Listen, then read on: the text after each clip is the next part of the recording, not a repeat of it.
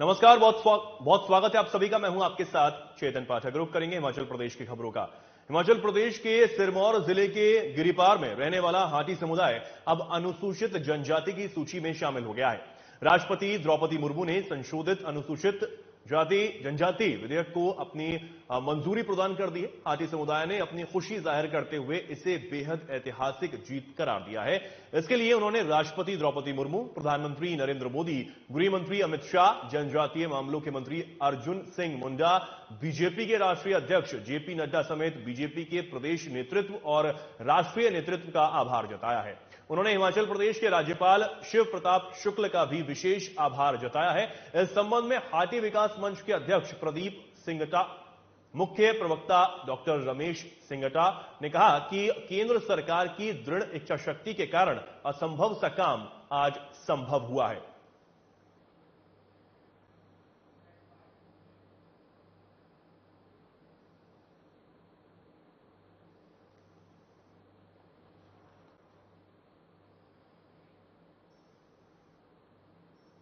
केंद्रीय सूचना प्रसारण एवं खेल मंत्री अनुराग सिंह ठाकुर के प्रयासों से हिमाचल प्रदेश को एक और सौगात मिल गई है।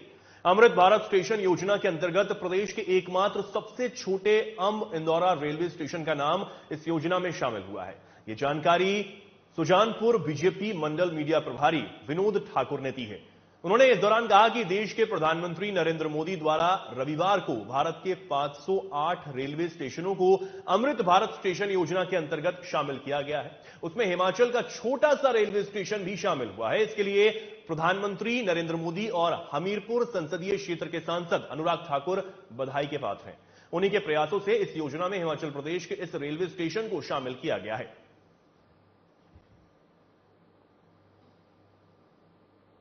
आज हम इंदौरा स्टेशन के ऊपर खड़े हैं, जो सिर्फ एक प्रदेश का सबसे छोटा स्टेशन है ये, और सिर्फ अनुराग सिंह ठाकुर के प्रयासों के द्वारा आज ये स्टेशन 508 स्टेशनों में चयनित हुआ है। आने वाले समय में इस स्टेशन का विकास किया जाएगा और लगभग 22 करोड़ रुपए इस स्टेशन के ऊपर खर्च होंगे, जो कि एक ऐतिहासिक फैसला है हमारे हिमाचल के लिए। आप देखेंगे कि आने वाले समय में ये पूरा स्टेशन जो हाईटेक फैसिलिटी से नया सौंदर्यकरण किया जाएगा। यहाँ पे parking, toilet facility, high tech gadgets वगैरह सब कुछ यहाँ लगाए जाएंगे। विकलांगों और दिव्यांग, जिन्हें दिव्यांग बोला जाता है, उनके लिए अलग से यहाँ पे कॉरिडोर बनेंगे, अलग से उनके लिए बाथरूम बनेंगे। तो ये सिर्फ प्रयास जो अनुराग सिंह ठाकुर जी के द्वारा किया गया है, वरना 508 में इतने छोटे से स्टेशन का चयन होना ही बहुत बड़ी बात है। प्रदेश कांग्रेस पार्टी के कोषाध्यक्ष डॉक्टर राजेश शर्मा ने धर्मशाला में पत्रकार वार्ता की। इस दौरान उन्होंने कहा कि केंद्र की बीजेपी सरकार को मानवता भलाई के लिए प्रदेश कांग्रेस सरकार को राहत पैकेज जारी कर देना चाहिए। साथ ही उन्होंने कहा कि बरसात में बाढ़ के कारण प्रदेश में भारी नुकसान हुआ है तथा कई लोग बेघर हुए, जबकि कई लोगों को जान से भी हाथ धोना पड़ा है। उन्होंने कहा कि इतना ही नहीं, बरसात के तबाही का मंजर सभी ने देखा है। इसलिए केंद्र की मोदी सरकार को राजनीति से ऊपर उठकर बिना किसी भेदभाव के प्रदेश के लिए 8000 करोड़ की राहत प्रदान करनी चाहिए। साथ ही उन्होंने यह भी कहा कि प्रदेश के सीएम ने कड़ी मेहनत करते हुए सभी व्यवस्थाओं को बहाल किया, लेकिन राहत पैकेज के नाम पर भी बीजेपी ने राजनीति ही की है।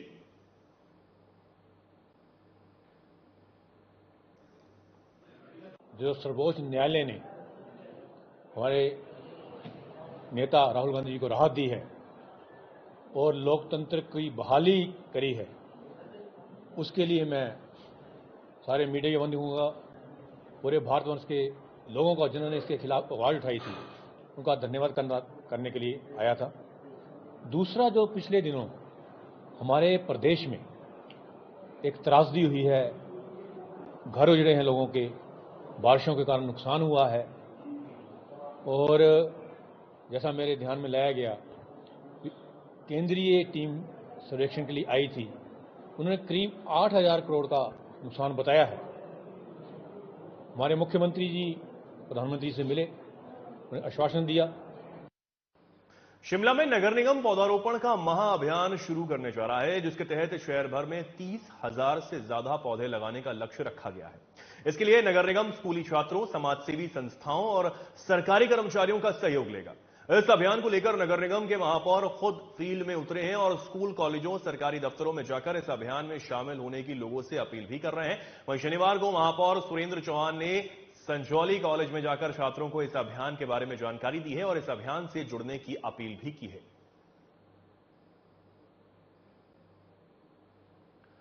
तीस 30,000 पौधे लगाने का लक्ष्य यहां पर रखा गया है। शिमला से खबर आपको बता रहे हैं, समाजसेवी, सरकारी कर्मचारी इस अभियान में हिस्सा लेंगे और सभी साथ मिलकर 30,000 पौधे जो हैं वो यहां पर लगाएंगे।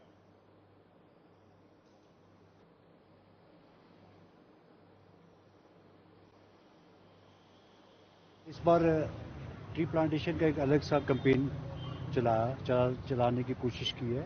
ये पहली बार इस तरह का प्रयोग हम करने जा रहे हैं। पूर्व में ऐसा होता रहा है कि हर साल पौधे तो लगते हैं, लेकिन उसका सक्सेस रेट और उसकी केयर बहुत कम रहती थी। लेकिन माननीय मुख्यमंत्री ने इस बार हमें निर्देश दिए हैं कि आप जो भी पौधारोपण करो तो उसके लिए आपको उसकी केयर करने वाले भी जरूर चाहिए। एटलीस्ट कम से कम 3 साल तक उस पौधों की केयर होनी चाहिए। तो एक बड़ा सौभाग्य की बात थी कि उन्होंने इस तरह का हमें डायरेक्शन दी कि आप कॉलेज में जा करके बच्चों से अट्रैक्ट करके आपको पौधे किस तरह से लगाने और किस तरह से उनका मेंटेन करना है। कुल्लू के मुख्यालय के साथ लगते ग्राम पंचायत बाशिंग में व्यास नदी के किनारे बहाल में सूत्रधार कला संगम संस्थान ने पौधारोपण किया। तो वहीं इस अवसर पर यह निर्णय लिया गया कि बाशिंग पंचायत, जल शक्ति विभाग और संस्था के द्वारा मिलकर इन सभी पौधों का संरक्षण किया जाएगा। आपको बता दें कि इससे पहले भी यहां पर 150 देवदार के पौधे लगाए गए थे और संस्था के प्रयासों से सभी पौधे अब यहां पर पेड़ का रूप ले चुके हैं। वहीं बाशिंग पंचायत के खाली पड़े इलाकों में भी अब संस्था के द्वारा पौधारोपण का कार्यक्रम चलाया जाएगा।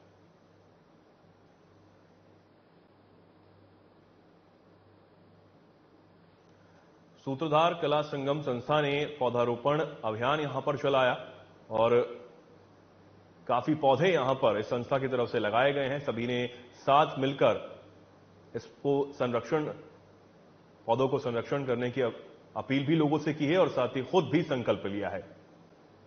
पंचायत, जल विभाग, संस्था मिलकर इन पौधों का संरक्षण भी करेंगे।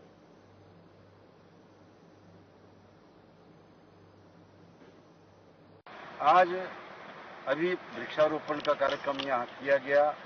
ये जो देवदार का जंगल यहाँ तैयार हुआ है पहले ही लगभग 150 वृक्षों का, उसका सौंदर्यकरण के लिए उस उद्देश्य से यहाँ पर ये फूलदार पौधों का आज रोपण किया गया।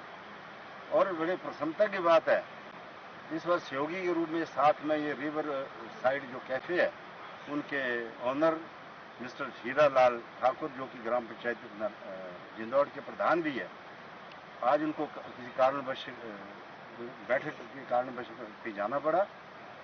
उन्होंने ऑफर किया, उन्होंने कहा कि आगे इसको सौंदर्य करने के लिए फुलवाड़ी बनाई जाए, उसमें मैं भी सहयोगी के रूप में काम करूंगा। केंद्र की मोदी सरकार की मजदूर और जनविरोधी नीतियों के खिलाफ 9 अगस्त को संयुक्त ट्रेड यूनियनों के आह्वान पर देशव्यापी प्रदर्शन आयोजित किए जाएंगे। मंडी में इस प्रदर्शन को सफल बनाने की तैयारी के लिए C2, इंटक, एटक और निर्माण कामगार यूनियन की संयुक्त बैठक आयोजित की गई। बैठक में निर्णय लिया गया है कि 9 अगस्त को मंडी जिला मुख्यालय में सभी मजदूर संगठन संयुक्त रूप से विरोध प्रदर्शन करेंगे। इसे लेकर भूपेंद्र सिंह और YP कपूर ने मीडिया को बताया कि केंद्र की मोदी सरकार की नव उदारवादी और पूंजीपति परस्त नीतियों के कारण बेरोजगारी, गरीबी, असमानता और रोजी रोटी का संकट बढ़ रहा है। सार्वजनिक वितरण प्रणाली को कमजोर करने के कारण बढ़ती महंगाई ने जनता की कमर तोड़कर रख दी है। साथ ही उन्होंने यह भी बताया कि सभी मजदूर संगठनों ने केंद्र सरकार से कई मांगों को बहाल करने की मांग की है। कई सूत्रीय मांगों को बहाल करने की मांग को लेकर लगातार केंद्र सरकार से बात की जा रही है, मांग की जा रही है और इस बार भी ये मांग यहां पर केंद्र सरकार से की गई है।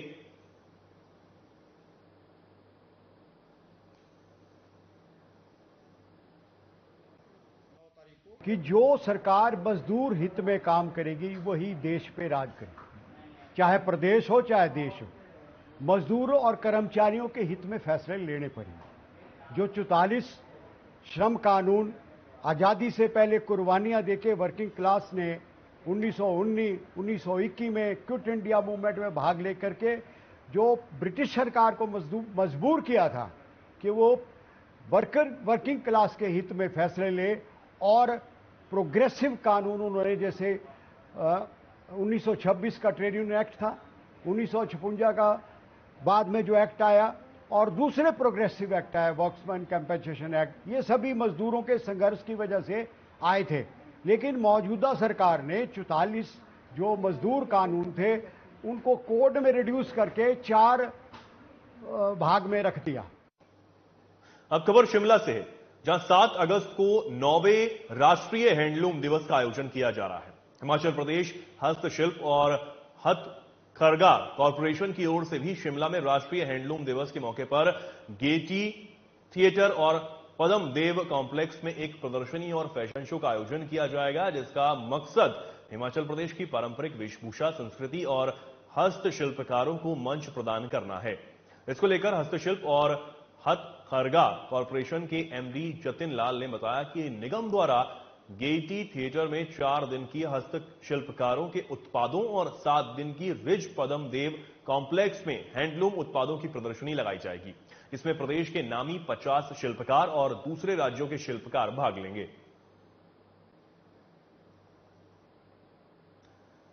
प्रदेश के 50 नामी हस्तशिल्पकार इसमें हिस्सा लेने वाले हैं। इसको लेकर तमाम जानकारियां इससे जुड़े लोगों ने यहां पर दी हैं।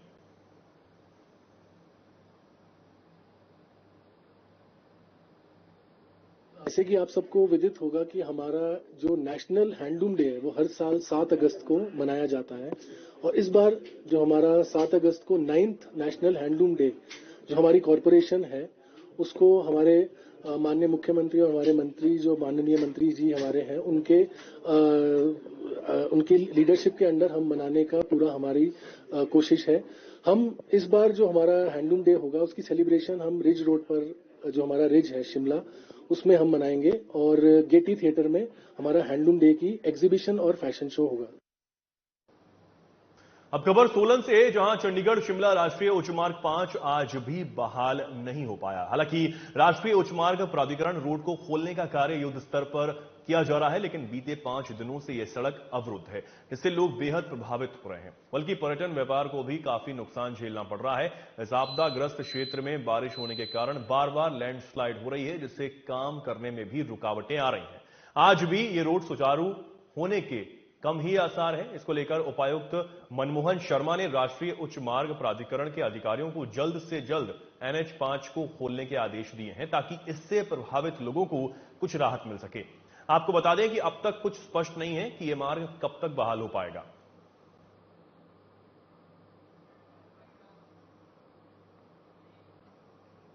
फिलहाल के लिए खबरों में इतना ही। नमस्कार।